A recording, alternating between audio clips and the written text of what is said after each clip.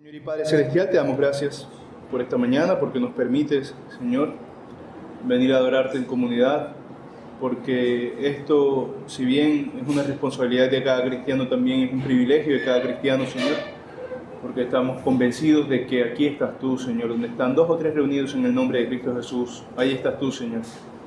Por lo que no solo te agradecemos, sino que te rogamos que nos des la dignidad de estar a la altura de este momento, Señor, de tener la reverencia suficiente para prestar atención al culto que se te rinde, de tener la disposición del corazón para ser transformado a través de las verdades de tu palabra, que van más allá de cualquier perfección de palabras que cualquiera de los expositores pueda tener, Señor.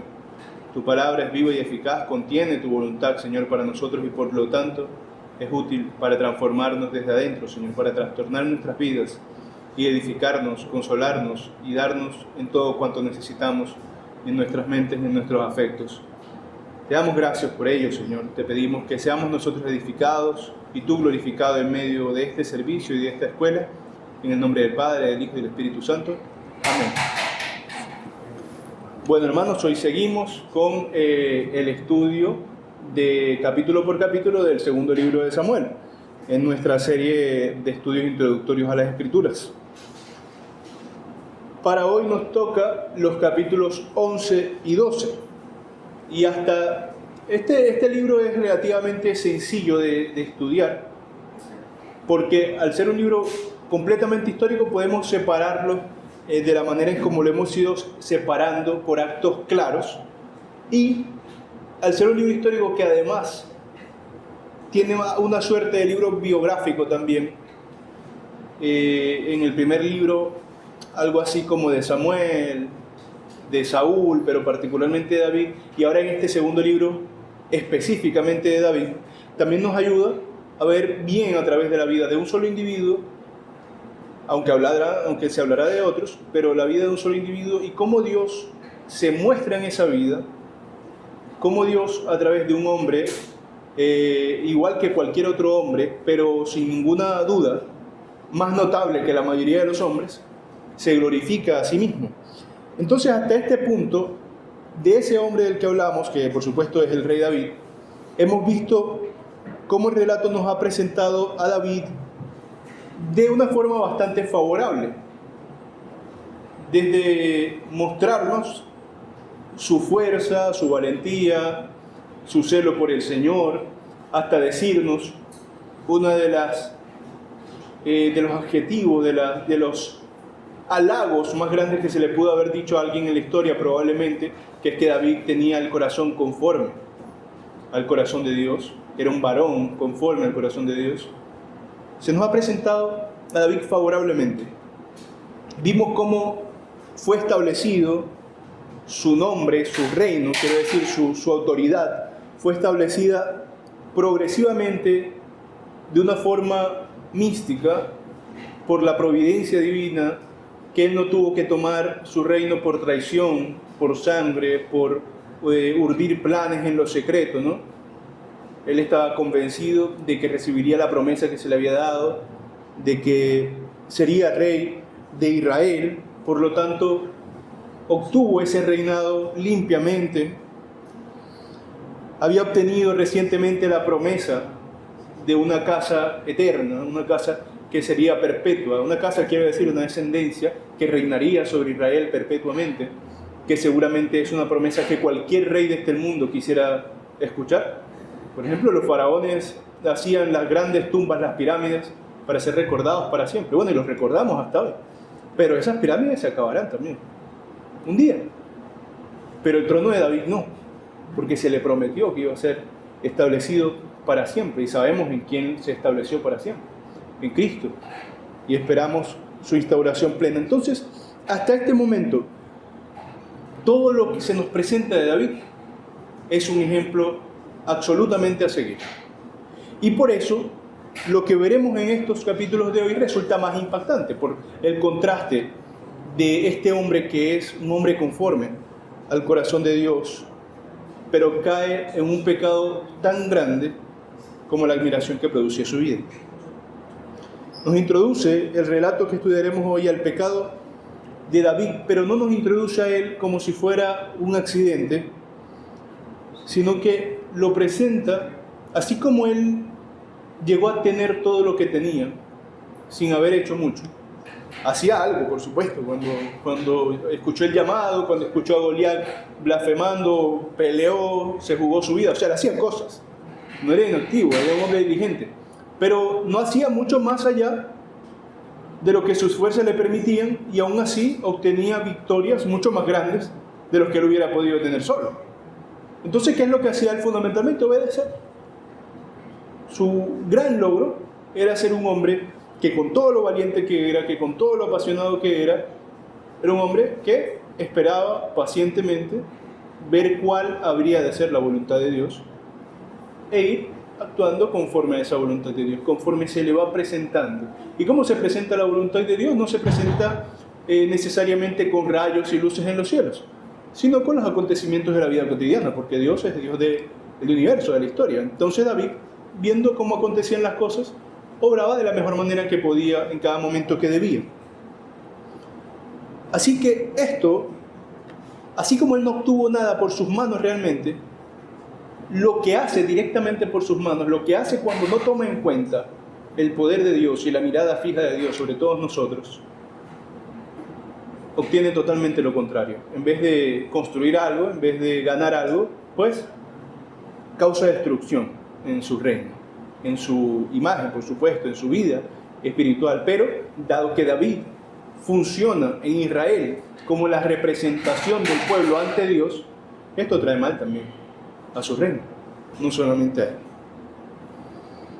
Entonces, este es el contraste. Hasta ahora el trono ha sido sostenido por Dios, la autoridad de David ha sido establecida, ha sido afirmada por Dios, claro, mediante el pueblo, pero Dios es el que la ha afirmado mediante los hechos poderosos que se van presentando poco a poco.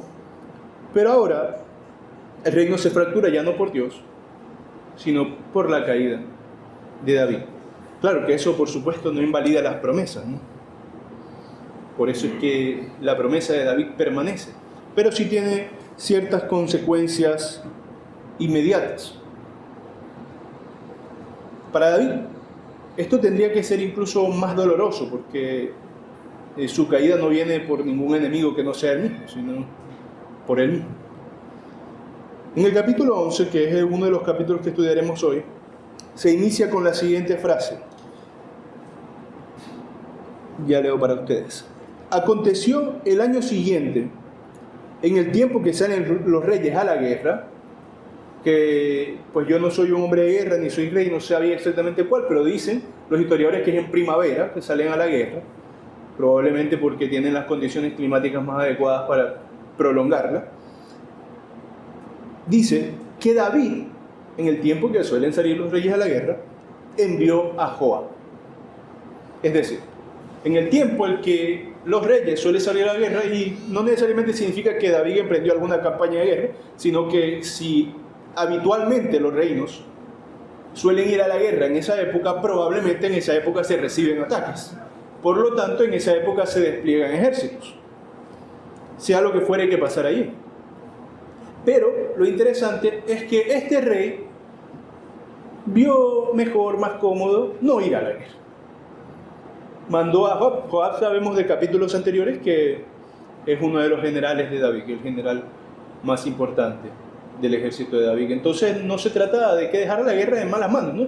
Dejó la guerra en su hombre más de confianza, más capacitado.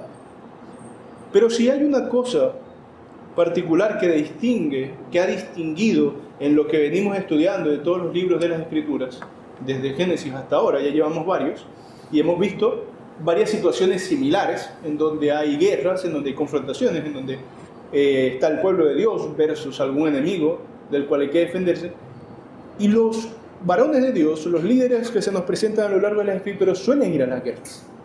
No suelen ser hombres del estilo de quedarse por detrás y mandar a otros a luchar sus batallas, sino que suelen ir a la guerra, y esto suele pasar, aunque la Biblia no lo diga explícitamente en ningún lado, suele pasar porque precisamente la preservación que Dios hace de hombres comunes y corrientes, para los que esos escenarios de guerra no son comunes, es una muestra más de que Dios está con ellos.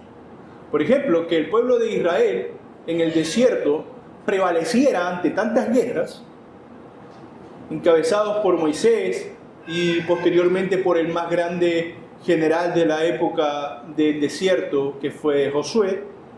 El hecho de que ellos permanecieran no era una muestra de las capacidades militares de Israel.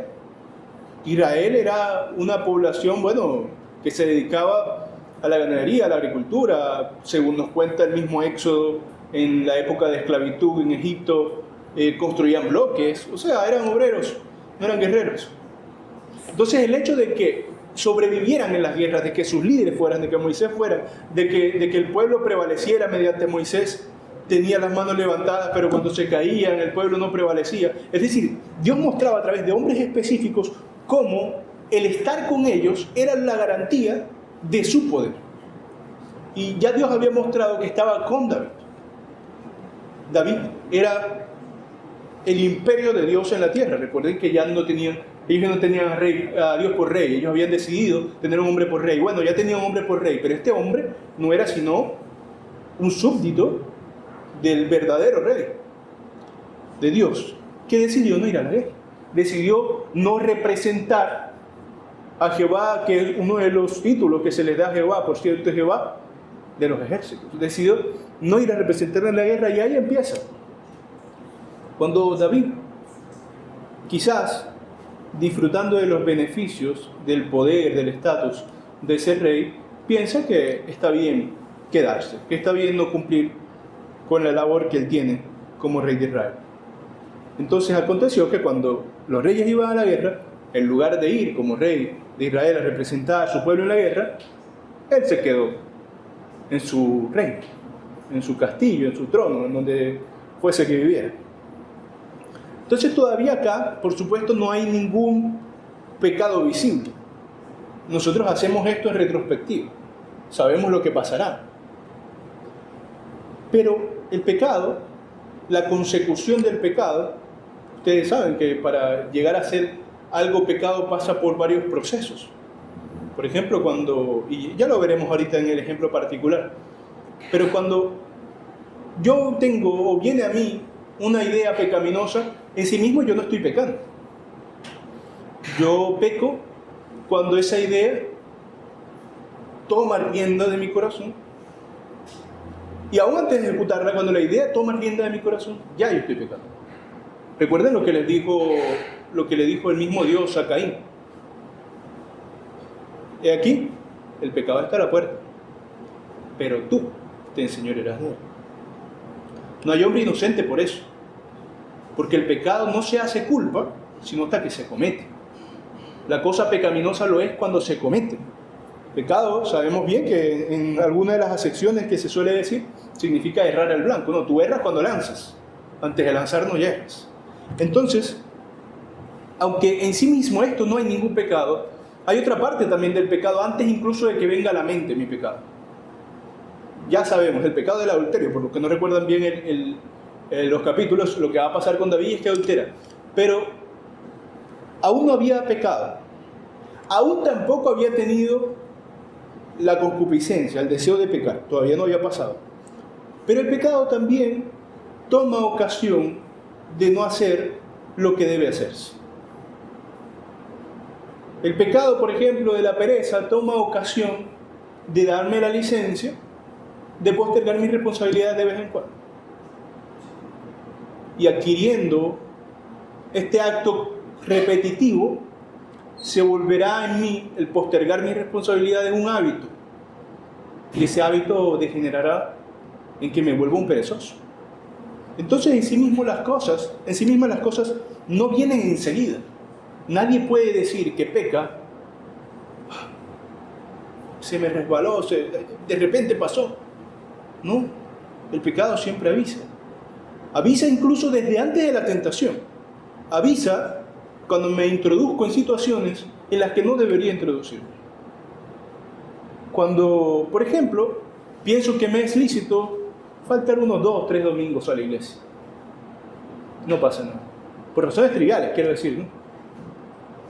Habrá razones importantes. Entonces, empiezo yo a desocuparme de la comunión con Dios. Empiezo yo a despreocuparme de guardar mi vida en santidad. Entonces, aquí no había pecado, pero haciendo algo que no debía hacer, tuvo oportunidad luego de pecar. Dice el verso 2 del 11: y sucedió un día, al caer la tarde, que se levantó David de su lecho y se paseaba sobre el terrado de la casa real, y vio desde el terrado a una mujer que se estaba bañando, la cual era muy hermosa, dice el escritor. Envió David a preguntar por aquella mujer, y le dijeron: aquella es Betsabé, hija de Elián, mujer de Urías, heteo. Y envió David mensajeros y la tomó y vino a él, y él durmió con ella. Luego ella se purificó de su inmundicia y se volvió a su casa. Fíjense que incluso en el momento inicial, en donde, bueno, nosotros ahorita estamos comprometidos, antes de ir con lo próximo, con la monogamia. Nosotros creemos que el consejo bíblico nos indica que la monogamia es el plan de Dios, pero sabemos que en estas épocas era normal y era bien asumida la poligamia. Entonces, en sí mismo, el pecado no estaba aquí. No estaba en que viera a esta mujer hermosa y la deseara. Él vio a esta mujer hermosa y la deseaba. Y como rey que era, como poderoso que era, pues tampoco estaba en decir, la quiero tomarla como mi esposa. Sino que cuando él preguntó por ella, ya le dijeron aquello que tenía que saber para decir: no puedo proceder con él. Que era, dice acá, mujer de Urías heteo, estaba casada. No era una mujer soltera, no era una doncella que él podía tomar para sí, sino que era una mujer que ya tenía marido. Pero no le importa. De hecho, resulta curioso que este varón, conforme al corazón de Dios, dice: envió a preguntar por aquella mujer y le dijeron: aquella es Betsabé, hija de Elián, mujer de Urías heteo. Uno pensaría que aquí se nos introduce algún tipo de conflicto moral de David antes de tomar la decisión, pero no, dice: y envió David mensajero y la tomó. No le importó. David, al igual que su predecesor, aunque por supuesto de formas completamente distintas en términos de proporción, pero al igual que su predecesor Saúl, estaba embriagado de su poder. Estaba embriagado de lo que podía hacer. El poder no es que te hace, que te corrompe, ¿no? Como dice el dicho de Lord Acton: el poder absoluto corrompe, el poder corrompe, el poder absoluto corrompe absolutamente. Sí, es una buena reflexión en el fenómeno del poder, pero realmente el poder no te corrompe, ¿no? El poder, así como el dinero, lo que hace es que potencia lo que tú puedes hacer.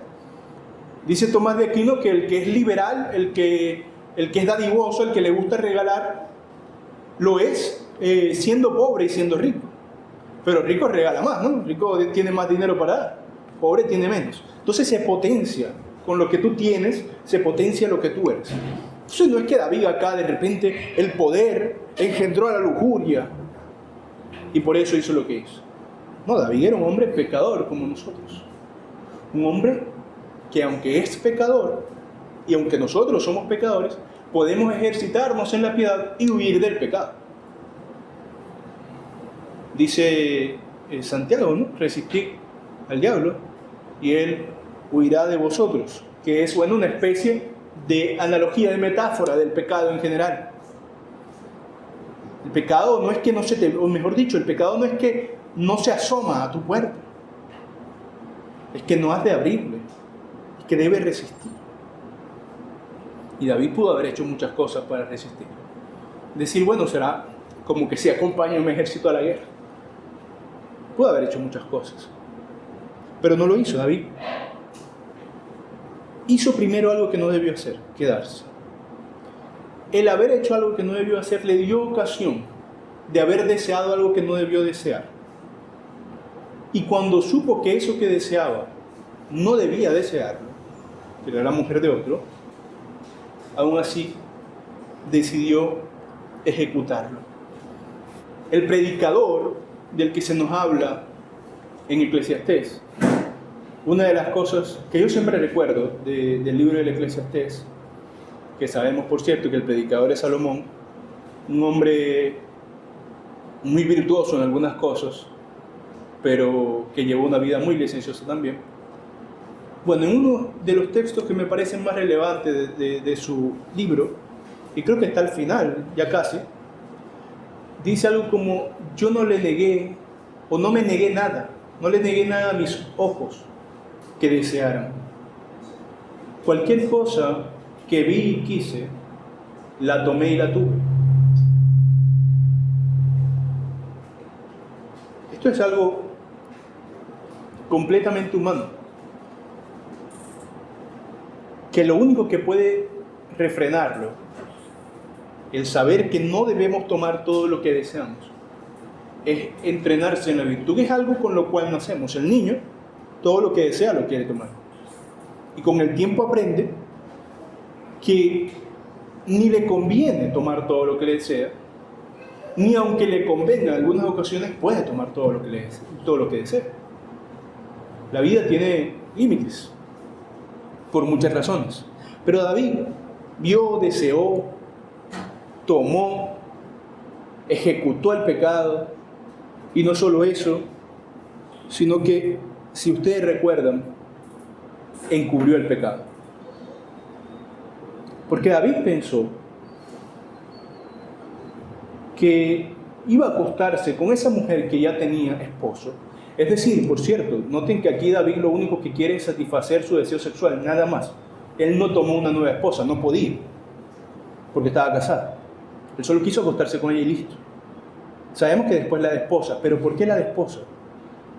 Porque David hace que Urías sea puesto en el frente de la batalla para que muera, porque se entera de que Betsabé quedó embarazada. Entonces David, no contento con haber perpetrado el pecado, quiso encubrir el pecado. ¿Cómo? Cuando supo que Betsabé estaba embarazada, mandó a decirle a su general: deja que Urías venga, que descanse un rato, hay que felicitar. ¿Para qué? Porque él deseaba que Urías llegara a su casa, y como solía pasar con los hombres de guerra, luego de estar en la guerra y no saber cuándo volverían, y no saber si volverían, bueno, lo habitual era que decía David: él vendrá y se acostará con su mujer, tenía mucho tiempo sin verla, y luego se irá y quién sabe cuándo la volverá a ver, entonces seguramente se acostará con su mujer. Pero Urías no contaba David con que era un hombre virtuoso y que admiraba a su rey y que respetaba a su rey, y era un hombre que amaba a su nación, y él decía: como yo, mis hermanos allá en guerra, yo voy a estar aquí disfrutando. No, dice que Urías no se acostó con su mujer. Antes, si no recuerdo mal, acampó, incluso durmió frente a su casa. No había forma de que David convenciera al mundo y a Urías de que ese hijo que esperaba a su mujer era su hijo, así que finalmente hizo que muriera en la guerra este hombre conforme al corazón de Dios. Qué lamentable, hermano.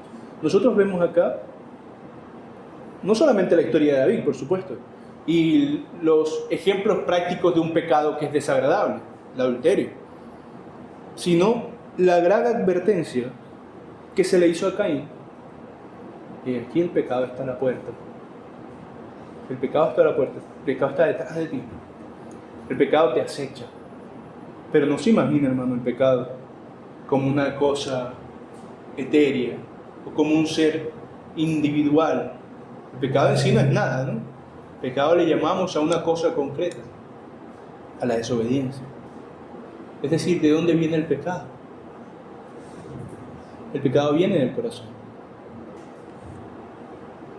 Si no, dice, no diga que viene de Dios, nada de esto, la tentación, sino, dice Santiago, de vuestras propias concupiscencias, de vuestros propios malos deseos, que en sí mismos no se constituyen pecado, pero cuando yo los ejecuto, entonces peco.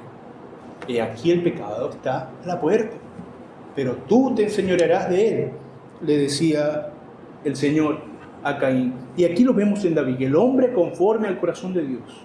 Este hombre cuyo sonido del arpa calmaba el alma de Saúl, que era atormentado por los espíritus.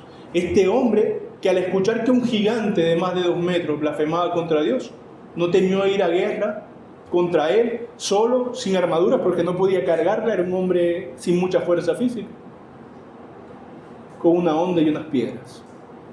Este gran hombre, por olvidarse de que el pecado estaba a la puerta y de que no solo él podía enseñorearse de él, sino que debía enseñorearse de él y no haberse enseñoreado de él, cayó delante de Dios, delante de su pueblo, incluso, hermanos, delante de nosotros. Cuán grandiosos serían los eones contados de David, la historia contada de David, si no conociéramos de él su pecado. Cuánto lo admiraríamos hoy, pero ante nuestras miradas también cayó. David, el gran David, ante nosotros se muestra como quien es, como quienes somos, como un hombre pecador necesitado de Dios. Esa es una segunda cosa que debemos mirar, hermanos. No hay nadie en este mundo tan grande y tan virtuoso, y no se engañen, por como muchos se engañan en el mundo. No se engañen con respecto de ustedes mismos ni de ningún otro, ni de ningún vecino, hermano, tío o de alguien a quien admiran. No hay nadie en este mundo tan grande y tan virtuoso como para, primero, no caer y segundo, como para no necesitar de la gracia de Dios. Porque yo les aseguro, hermanos, todos caemos. Algunos, sus caídas se evidencian en lo público. Otros creen que la ocultarán. Pero dice Jesús, recuerda de Mateo, que lo que fue hecho en lo oculto será publicado en las azoteas. Cuando Él venga, no quedará nada oculto. No seamos como David. No solamente no procuremos el pecado cuando claramente se nos asoma, sino que si caemos, no procuremos ocultarlo. Porque el peor pecado es el que se oculta porque está allí, atractivo, para volver a cometerlo. Si crees que lo has podido ocultar efectivamente, te vuelves inconsciente. Tu conciencia se adormece, diría Pablo. Empiezas a llamar bueno lo que es malo y malo lo que es bueno. El capítulo 11 concluye, por supuesto, con una declaración en el 27. Oyendo la mujer, 26-27, oyendo la mujer de Urías que su marido Urías era muerto, hizo duelo por su marido. 27. Y pasado el luto, envió David y la trajo a su casa, y fue ella su mujer, y le dio a luz un hijo. Mas esto que David había hecho fue desagradable ante los ojos de Dios. Pues, por si faltaba que lo dijera el escritor, no los aseguro. Esto que hizo David fue desagradable a los ojos de Dios. Y en el capítulo 12 del libro, que sí voy a permitirme leer un pedazo, se nos deja una de las interlocuciones, una de las conversaciones probablemente que más suelen recordarse de este libro de Samuel. Estos libros de Samuel no son tan recordables para muchos, ¿no?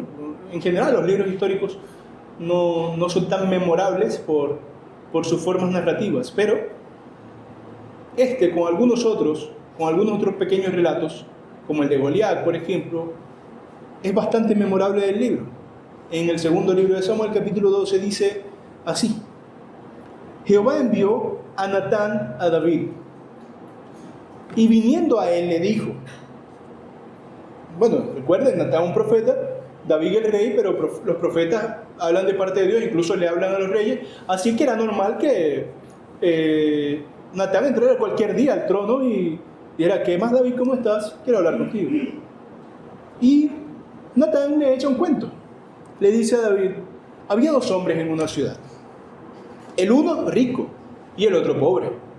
El rico tenía numerosas ovejas y vacas, pero el pobre no tenía más que una sola corderita, que él había comprado y criado, y que había crecido con él y con sus hijos juntamente, comiendo de su bocado y bebiendo de su vaso, y durmiendo en su seno, y la tenía como una hija. Y vino uno de camino al hombre rico, y éste no quiso tomar de sus ovejas y de sus vacas. Recibió visita al hombre rico, y en vez de alimentar a sus visitas con lo que él tenía, dice, para guisar para el caminante que había venido a él, sino que tomó la oveja de aquel hombre pobre y la preparó para aquel que había venido a él.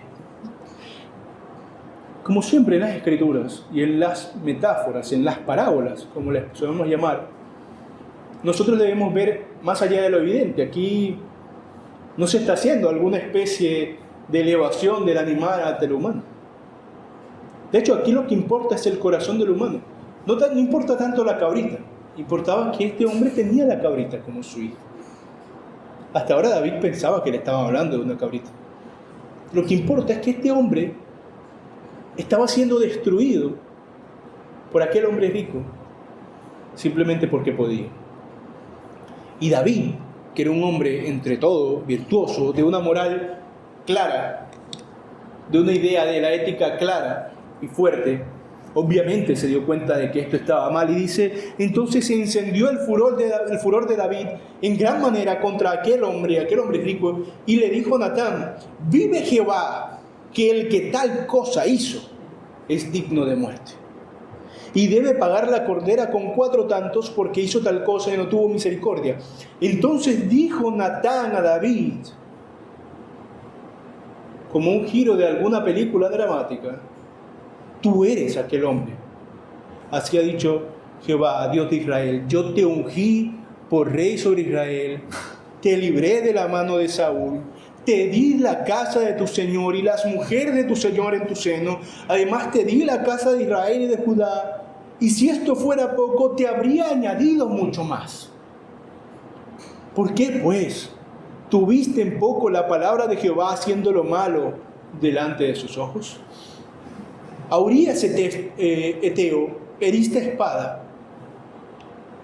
Y aquí hay una buena lección de la culpa, ¿no? Porque él no lo mató literalmente, pero lo mató. Él urdió su muerte.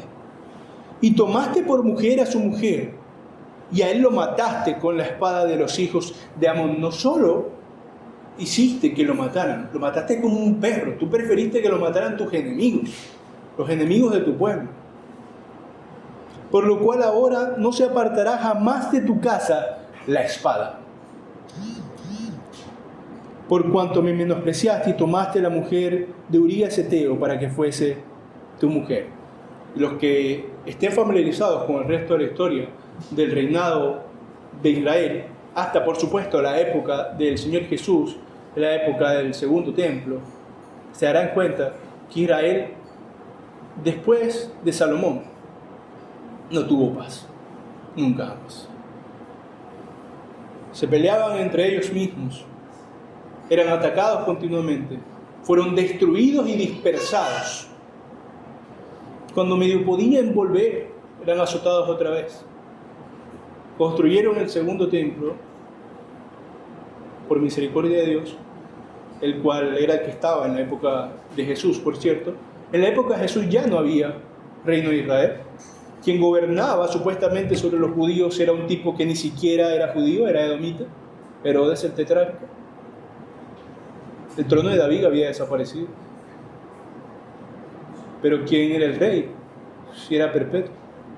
El rey estaba caminando entre ellos, Jesucristo, que sería recibido, y creo que hoy hablarán de eso en el sermón, sería recibido como un rey, en un pollino. Pero ya su reino no tenía ni castillos, ni ejércitos, ni nada, estaban sitiados por Roma. Y ese templo que tenían allí, el segundo templo, el primero ya había sido destruido hace mucho tiempo. El segundo templo es destruido 70 años después del Señor, por el general Tito, si no recuerdo, por el ejército del general Tito, general romano que luego sería un emperador romano. Este pueblo fue azotado para siempre por espada, por causa de algo tan tonto, diría alguien, como el adulterio. No, porque es que delante de Dios el pecado es desagradable. Y delante de Dios, es más, se lo pongo en este sentido. El apóstol, el autor de Hebreos, dice muchas cosas sobre la gracia. De hecho, él es el que dice que tenemos libre acceso al trono de la gracia. Pero hace una importante observación con respecto del carácter de Dios y con respecto de cómo nosotros debemos ver el carácter de Dios. Y él dice, dura cosa es caer en manos de un Dios vivo. De hecho, dice sobre aquellos que habiendo degustado la luz, rechazan la luz, que no les queda más sino una terrible expectación de juicio.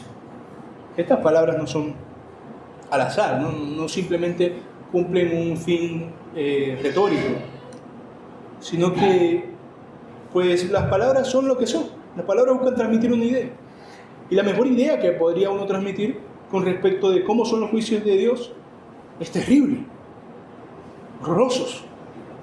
Dice Apocalipsis que desearán en aquel día, dirán los que estaban siendo castigados, montes caed sobre nosotros. De hecho, Jesús dice de la impenitencia que el castigo de Corazín y Betsaida sería más terrible que el castigo de Sodoma y Gomorra.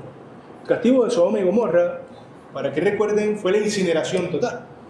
Desaparecieron quemados. ¿Qué puede ser peor que eso?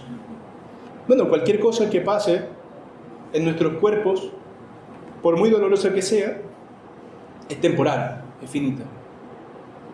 Pero el castigo de Dios, así como su ser, es eterno, es inagotable. Entonces, no es una pequeñez. O sea, no es exagerado el castigo por lo que hizo. Lo que hizo, como bien dice David, dice: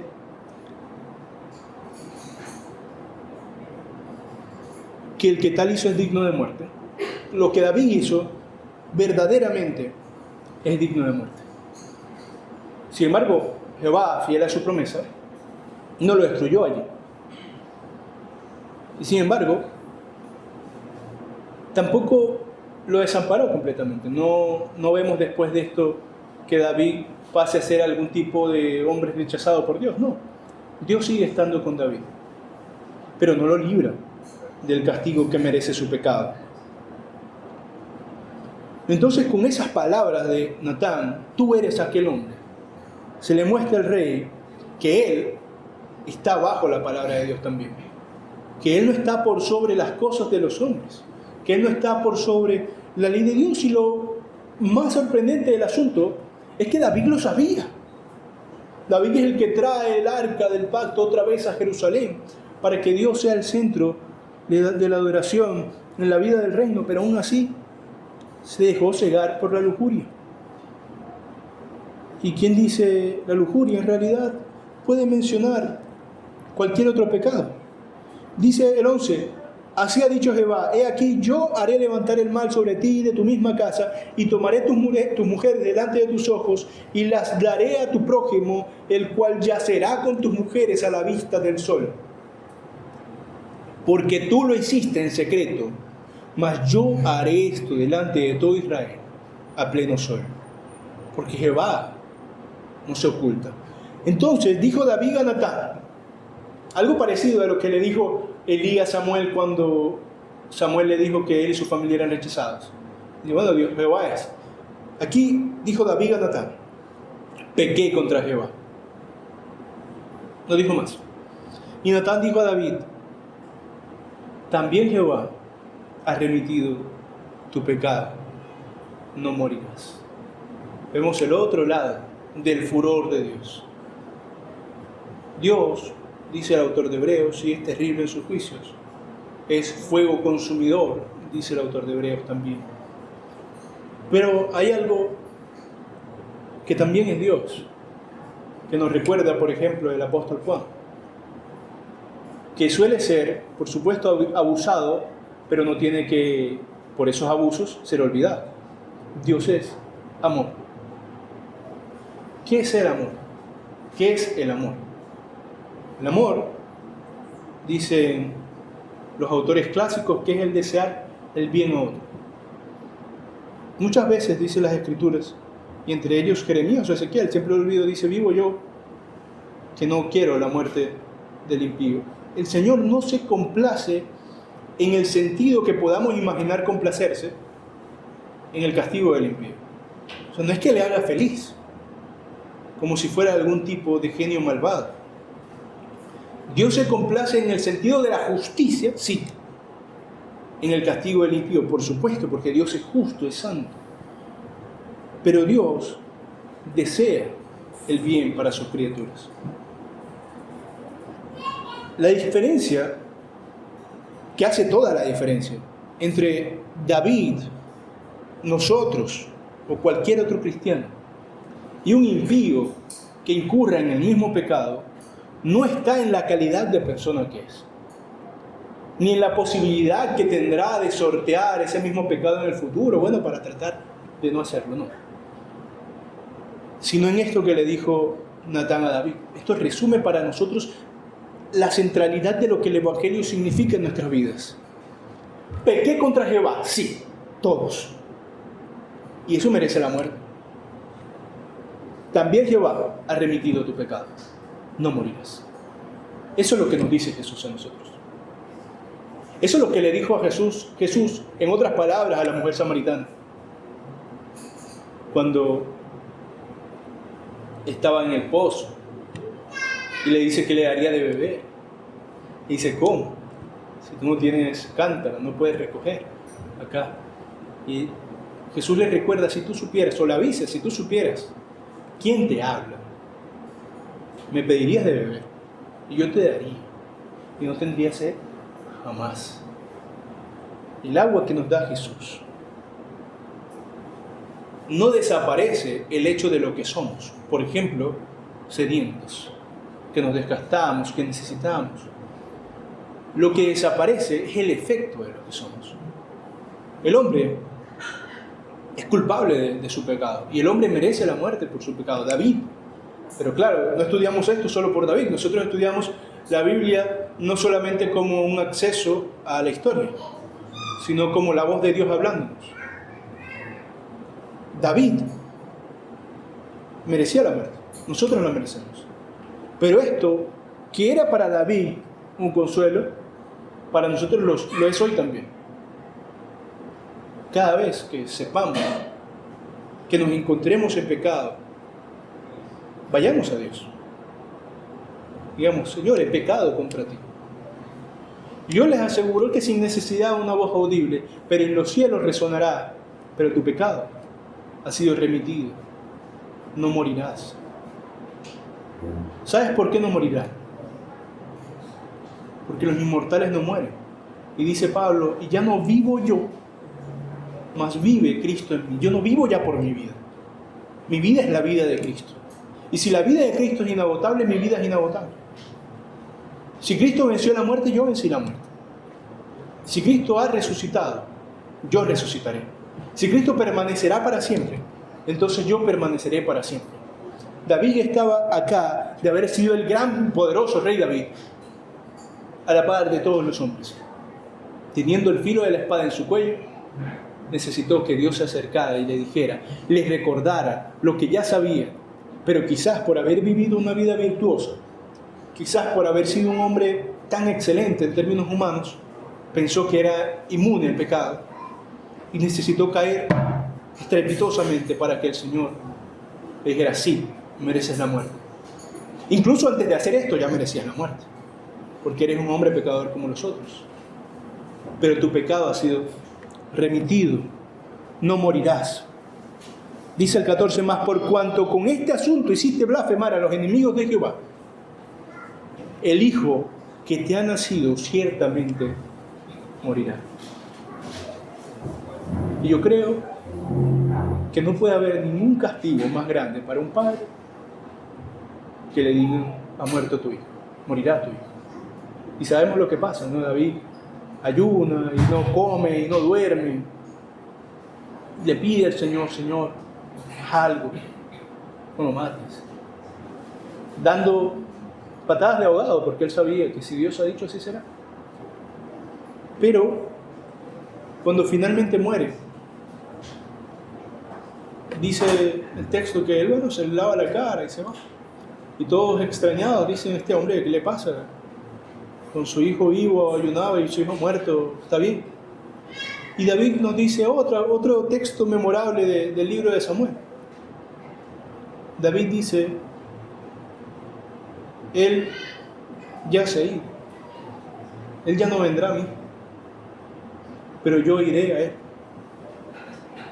Aún en la muerte, aún en el castigo de su hijo, David se consuela en lo que sabe que es Dios, en la gracia de Dios que preservaría el encuentro con su hijo en la eternidad. y lo tendría, y seguro hoy está David con su hijo no nacido, gozando algo que no se merecía, porque Dios es un Dios de gracia. En medio de esto, ya para terminar, hermanos, lo que yo trato de señalar en esta historia es, por un lado, lo que dije: no nos acerquemos a la Biblia tanto como simplemente la acumulación de cierta información interesante de relatos pintorescos, que es importante, sí, sino verdaderamente, más allá del aspecto académico de lo que requiere estudiar la Escritura, porque es un libro, acerquémonos como lo que es, como la palabra de Dios, para ir a escuchar a Dios, para encontrarme con Dios. Y haciendo eso, entonces no nos enfoquemos en el aspecto novelesco que algunas personas quieren dar a las Escrituras. David pecó grandemente y fue un hombre grande también. Pero aunque estamos viendo la vida de David, lo que Dios nos quiere hablar aquí no es acerca de David. Porque David ha sido vindicado, David está en los cielos con Cristo. David ha sido perdonado. Lo que Dios quiere mostrarnos aquí, tanto a nosotros como creyentes como al incrédulo que está bajo el fuego de su furor, es que Dios es un Dios de gracia, un Dios perdonador, un Dios misericordioso, un Dios que a todo aquel que a Él va, dice Jesús, no le echa fuera. No hay nadie en este mundo que, yendo verdaderamente a Dios, Dios lo vaya a rechazar. No hay nadie que, creyendo verdaderamente en Cristo, no pueda decir con total certeza: he sido salvado, he sido perdonado, he pecado contra Dios, soy digno de muerte, pero mis pecados han sido remitidos, han sido destruidos en la cruz. Dice Pablo: el acta que nos era contrario, el veredicto que nos era contrario ha sido clavado, ha sido destruido, desapareció, porque también dice Pablo, por cierto, sorbida, devorada es la muerte en victoria. En Cristo, la muerte no es nada para nosotros. No hay dolor que me puedan ocasionar en esta vida que, por mucho que lo sufra, deshaga la vida eterna y la salud eterna que sé que tengo en el Señor para la eternidad, más allá de lo que aquí yo pueda tener. Así que recuerden eso, hermanos. Cualquier cosa que veamos aquí, de alguna forma nos informa de Dios, ya sea de su justicia o de su gracia, o como en este caso, de las dos cosas. Nos muestra cómo Dios es magnánimo. Una palabra hermosa que es buena referirse a Dios con ella. Es de gran ánimo, es excelso. Tiene de las virtudes todo lo virtuoso que se puede hacer. Tiene de las perfecciones todo lo perfecto que se puede hacer. Y ese Dios es el que se acercó a nosotros en Cristo, el único y verdadero Rey en el cual se cumple la promesa de reino perpetuo de David, y el único y verdadero Cordero que dice el Juan el Bautista, que quita el pecado del mundo. Nosotros estamos en el mundo y de nosotros ha quitado el pecado. Solo hay que creer, como nos recuerda Juan el Apóstol, que de tal manera amó Dios al mundo que ha dado a su Hijo, para que todo aquel que en Él crea no se pierda, mas tenga vida eterna. Oremos, hermanos, y si hay preguntas o aportes luego de la oración. Señor y Padre Celestial, te damos infinitas gracias, porque tú eres digno de ello. Te damos gracias, Señor, porque tus Escrituras hasta el día de hoy nos hablan poderosamente, porque no nos has dejado desamparados, Señor, sino que nos muestras cuán terribles son tus juicios, Señor. Pero más importante, no nos dejas en un estado de temor, temblorosos, en una esquina de nuestras casas, sino que nos muestras, Señor, cuán grande es tu misericordia. Como dice el apóstol Pablo, Señor, donde abundó el pecado, sobreabundó la gracia, donde vimos los estragos del pecado, la destrucción que causa el pecado, la muerte a causa del pecado, entonces vemos con más luz, más brillante, con más poder, cuán poderosa es tu gracia, Señor, que destruye a la muerte, que da muerte a la muerte, Señor. Ayúdanos, Señor, a que esa verdad se pose en nuestros corazones. Ayúdanos, Señor, a no depender de nosotros, ni en nuestra virtud personal, ni en nuestro ejercicio de la piedad. Ayúdanos, Señor, a no olvidarnos que todos podemos caer, pero que lo que nos distingue de aquellos que están condenados, a nosotros que no estamos condenados, es que nos hemos asido de tu mano, Señor, de la mano de Cristo, quien ha expiado los pecados, quien ha hecho propiciación de la ira del Padre, pero quien nos ha sustituido también, de modo que participemos de la herencia que no era nuestra, pero ahora lo es. Somos coherederos con Cristo. Somos adoptados, y dice Pablo, podemos clamar, Abba, Padre, tú que eras nuestro enemigo algún día. Al recibirnos en Cristo libremente, ya no es que no somos enemigos, sino que somos hijos, y clamamos, Abba, Padre. Padre, te pedimos que consueles nuestros corazones, que perdones nuestros pecados. Sabemos que los tenemos. Que nos conformes en santidad, Señor. Trastornes nuestras vidas completamente para vivir para ti, como deberíamos. Seamos nosotros edificados y tú glorificado, en el nombre del Padre, del Hijo y del Espíritu Santo. Amén.